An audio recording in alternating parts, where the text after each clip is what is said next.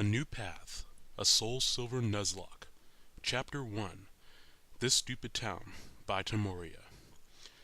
Refresh, refresh, refresh. Still nothing. I groaned. How long would I have to wait for one stupid email? I opened a new window on the laptop and tried to distract myself with other things. I spent about 10 minutes watching funny videos of meows before my impatience drove me to check the mail again. I had recently entered a contest for a free cruise around Johto, and I wanted to know ASAP if I won. I knew the chances were small, but hey, anything to get me out of New Barktown. I had a suspicion that the motto, "The Winds of a New Beginning," was really a euphemism for old people come here to die and pass into the afterlife. I hit refresh again, mentally preparing myself for frustration. Ding! One new email. From the luxurious Lapras Cruise Lines. I could feel my pulse racing as I quickly opened it and started reading. Dear Temoria, we regret to inform you that you did not win. Better luck next time, and feel free to sign up for a cruise anyway. That was it. All my breath left my lungs at once and I slumped back, fighting back tears of disappointment. Was I doomed to eternal boredom in this town I hated so much? Ding! Huh? Another new email. Maybe this was them again letting me know that the last email was a joke, and of course I won my way out of this stupid town. I opened it and read, Adventure! Excited! I love Pokemon! From Ethan. Ah! I yelled, slamming shut the laptop and storming out of the room. What the hell was that kid's problem? Seriously, the only person even close to my age in this ridiculous town just had to be insane. I reached the front door, called to my mom that I was going out, and left the house. I almost instantly regretted stepping foot outside when I heard a familiar growl. Something small and blue was charging me at full speed, with a trail of foaming bubbles foaming from its mouth. Oh crap, no Nibbles, no, get back, I screamed, but the Psycho Marrow kept coming at me full speed, launching itself at me and letting out a crazed howl that left me too scared to move. Nibbles, get back here, you rascal! Oh, thank Arceus, it was Ethan. Nibbles landed at my feet, sending its slobber spraying across my new shoes. I just barely managed to resist the urge to kick it as it turned and bounced over to its owner. Ethan picked it up and laughed, coddling the beast as if it were a newborn kitten. You silly Meryl, did you scare Temoria again? He crooned in a sickening baby voice. Ethan, is that thing current on its rabies vaccination? I asked, slowly calming down from the near-death experience. Ethan didn't seem to hear me, and started talking happily again. Hey Temoria, did you know Professor Elm just got some cool devices in? He's giving them out for free to anyone willing to do a favor for him. Why don't you go check it out?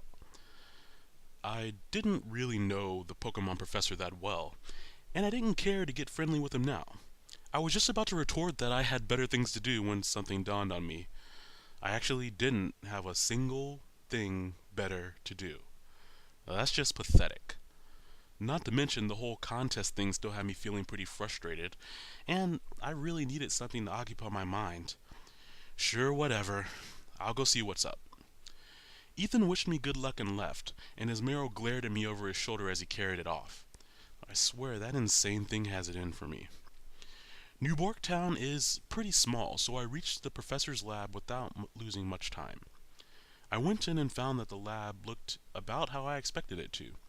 Everything was white and clean, and unidentifiable machines with ambiguous purposes were scattered around the room. An older man in a white lab coat, who I assumed to be the professor, looked up as I came in. Beside him were 3 Pokemon.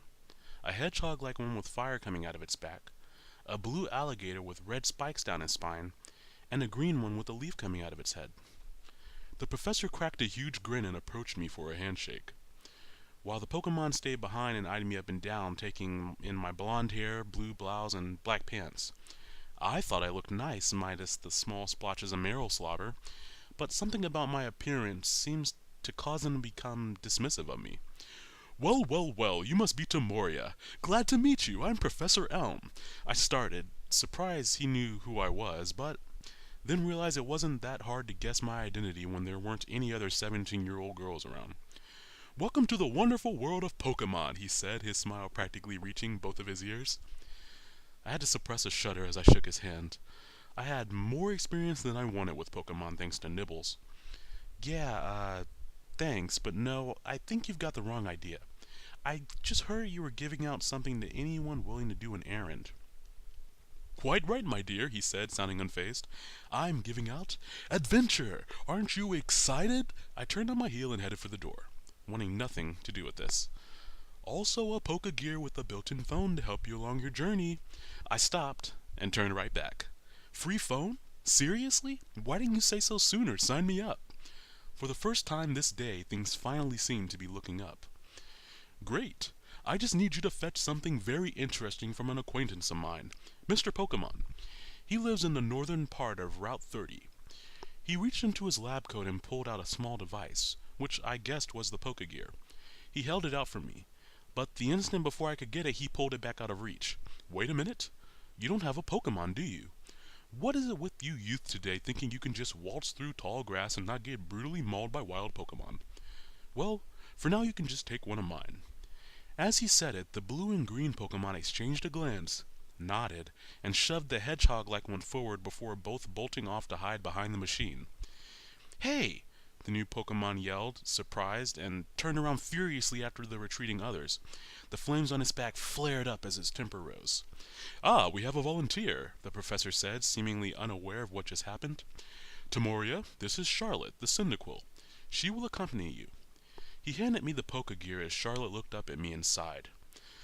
Fine, whatever. Let's just get this over with, she said, heading towards the door.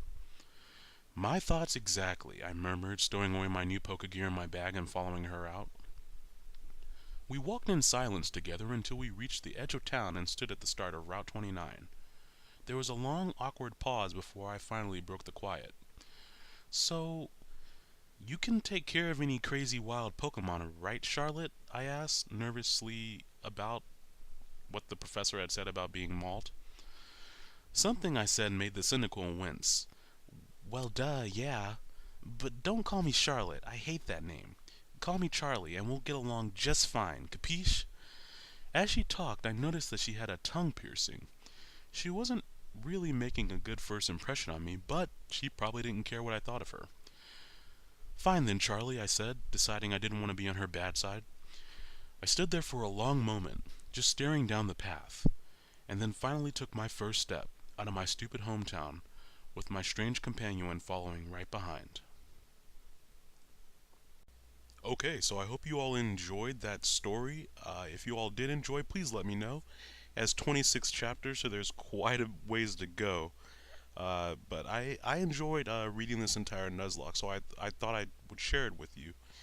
The author is a student here at the university, and I really enjoyed it, so I figured you all might enjoy it. And if you didn't enjoy it, that's completely fine. Just let me know. I just figured I'd try doing something a little bit different, as I do enjoy reading.